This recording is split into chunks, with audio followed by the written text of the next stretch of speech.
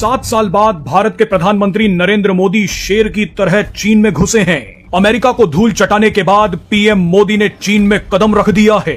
PM Modi Shanghai सहयोग संगठन यानी एससीओ शिखर सम्मेलन में हिस्सा लेने के लिए चीन के तियानजिन शहर पहुंचे हैं। इंडिया को ट्रंप चाइना के खिलाफ इस्तेमाल करना चाहता था, आज वही इंडिया और चाइना मिलके अमेरिका को काउंटर करने जा रहे हैं। और इसके ऊपर पाकिस्तान के रोल की भी बात करें, आसान होता है क्योंकि पाकिस्तान पिछले 78 साल जब से पाकिस्तान बना है, पाकिस्तान लेटता चला आया है। कभी चीन के सामने, कभी सऊदी अरब के सामने, कभी अमेरिका के सामने पाकिस्तान लेटता है। इसको ऐसा लगा कि पाकिस्तान भी लेट गया तो भारत तो कम से कम हमारी बात मान ही लेगा। डोनाल्ड ट्रंप ने कभी भी अगर इतिहास पढ़ा होता, कभी भी इतिहास पढ़ा होता, तो उसको एक बात पता लगती कि भारत झुकता नहीं है। हां, हमें प्रॉब्लम्स हैं। क्या ये 50% टैरिफ से भारत को प्रॉब्लम है? बिल्कुल है, इसको कोई डिनाई नहीं कर सकता। लेकिन अगर किसी को ऐसा लगे कि हमारी खोपड़ी पर पिस्तौल रख के बोले कि मेरी बात मानो, ये हो नहीं सकता। इस टाइम मुल्क डूबा हुआ है। ये शोबाज सरकार चीन जा रहा है 6 दिन के लिए। पहले सैलाब आए हुए हैं और बारिशें हो गई आज, और शदीद तूफानी बारिशें हुई। इंडिया से मजीद पानी आने वाला है, सतलज में मजीद पानी आ रहा है, वहां पे पुल के पुल बह रहे हैं। लेकिन यहां से ये 6 दिन रोजा, यार इतने कुछ अहम था, एक आध दिन के लिए चले जाओ भाई, कोई इंतहाई अहम स्टेट विजिटर चले जाएं बस, ठीक है, आपने एक कॉन्फ्रेंस में जाना है यार 6 दिन के लिए। पहले जापान के दौरे, अब ये चीन जा रहा है। यानी ये लोग जब से इस हुकूमत में आए, ये जहाज को टैक्सी की तरह चलाते हैं। भाई आपको एक प्राइवेट जेट मिला हुआ है, वो टैक्सी की तरह इधर से उधर, उधर से उधर, उधर से। पाकिस्तान के प्राइम मिनिस्टर का तो सिर्फ पाकिस्तान में जिक्र हो रहा, दुनिया में मीडिया में कहीं उनका जिक्र नहीं है। लेकिन जो इसकी ग्रैंड स्टैंडिंग है वो ये है कि चीन, रूस और हिंदुस्तान एक पॉइंट पे इकट्ठे हो रहे हैं और इसकी बड़ी सिग्निफिकेंस है। पीएम मोदी की इस हाई प्रोफाइल यात्रा पर अगर किसी देश की सबसे ज्यादा नजर है तो वो देश अमेरिका है। लेकिन मजे की बात देखिए कि पीएम मोदी ने चीन में कदम रखने से पहले ही अमेरिका को ऐसा झटका दिया है जिसका असर डोनाल्ड ट्रंप के दिमाग पर सालों तक रही। अगस्त के पहले 20 दिनों में भारत ने रोजाना औसतन 15 लाख बैरल रूसी क्रूड ऑयल खरीदा है। ये भारत की कुल जरूरत का लगभग 40% है, यानी हर 10 लीटर में से 4 लीटर तेल भारत रूस से ले रहा है। और अब इस तेल की मात्रा को और बढ़ाने का ऐलान कर दिया गया है। अमेरिका के लिए इससे बड़ा झटका कोई नहीं हो सकता। भारत के इस फैसले के बाद डोनाल्ड ट्रंप को अपनी अकड़ को एक जेब और अहंकार को दूसरी जेब में डाल लेना चाहिए। बिकॉज जब जब भारत ने चाइना के साथ रिलेशंस को ठीक करने की कोशिश करी, ये वहां पे चले जाते थे। जैसे होता है ना, गली का कुत्ता जैसे गली में जा रहे हैं, आपकी टांग पकड़ लेता है, वही हाल होता था। आपके कभी आर्मी चीफ चला गया, जाके चाइनीज की टांग पकड़ ली कि काट लूंगा अगर आपने भारत के साथ रिलेशंस को ठीक रखा, तो वो वाला काम था। अब जब उसको डोनाल्ड ट्रंप अपने तरफ ले गए हैं तो उन्होंने बीच में बोलना भी बंद कर दिया है। आपने सोचा कभी भारत और चाइना अपने बॉर्डर के इश्यूज को परमानेंटली सॉल्व करने की बातें बोल रहे हैं और आपका मुनीर अभी तक फ्री का खाना खाने के लिए चाइना पहुंचा भी नहीं है। क्यों? क्योंकि उसे एंगेज कर लिया गया है अमेरिका के बीच में। 2 बार खाने पे बुलाया उसको। ट्रंप ने चाइना को और इंडिया को इकट्ठा कर दिया है। वाह क्या बात, ठीक है ना। अगर ट्रंप बीच में मुदाखलत ना करता, ट्रंप अगर पाकिस्तान से दोस्ती ना करता, ट्रंप दोगली पॉलिसी ना करता, तो कभी भी चाइना और इंडिया करीब नहीं थे। और इंडिया तो अब चाइना का बड़ा खिलाफ हो गया था हमारी जंग के बाद। जब हमारी चाइना ने सपोर्ट की है ना, इंडिया तो कह रहा था कि असल दुश्मन तो हमारा चाइना है। वो कहते हैं कि जी अमेरिका एक नंबर है। अमेरिका के पास क्या है? जिसके उस मुल्क के पास कोई अच्छा इंसान सदर नहीं बना सकते, जो मुल्क अपना कोई अच्छा लीडर नहीं बना सकता, एक पागल दीवाने को उन्होंने सदर बनाया है। पहले भी उसने मुद्दत पूरी नहीं की, लोगों को लड़ाया ट्रंप ने।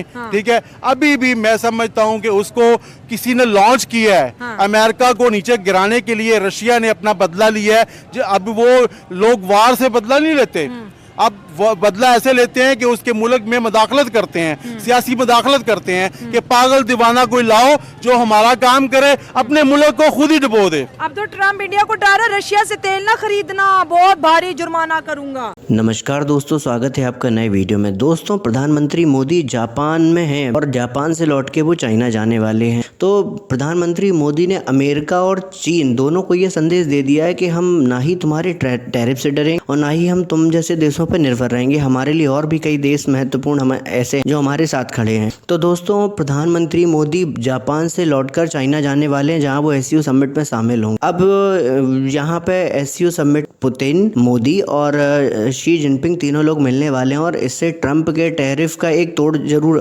बिल्कुल ही निकलेगा। तो दोस्तों, अमेरिका तो हमेशा यही चाहता है कि वो यही चाह रहा था कि वो भारत पे 50% टैरिफ लगा के भारत को झुकने पे मजबूर कर देगा, लेकिन भारत उसके सामने खड़ा रहा और भारत भारत ने अपनी कार्ड निकालने की पूरी तैयारी भी कर ली और कहीं ना कहीं वो कर भी रहा है। तो दोस्तों अमेरिका ये चाहता है कि सिर्फ डॉलर मजबूती के साथ बना रहे और ऐसे ही अमेरिका का आधिपत्य सारे देशों पर बना रहे, लेकिन पीएम मोदी ने ये भी देशों से कहा है कि अगर आपको बिजनेस करना है तो अब रुपए में हमें पेमेंट करो, इससे डॉलर की मजबूती कम होगी थोड़ी सी। तो दोस्त ये जैसे ही प्रधानमंत्री मोदी पहुंचे हैं आपके चाइना, अमेरिका के तो सदमे में चले गए हैं राष्ट्रपति ट्रंप, और अब पता नहीं वो क्या अंड बंड बातें फिर से बकेंगे। दोस्तों वीडियो को पूरा देखिएगा, अगर पसंद आता है तो चैनल को सब्सक्राइब जरूर करिए।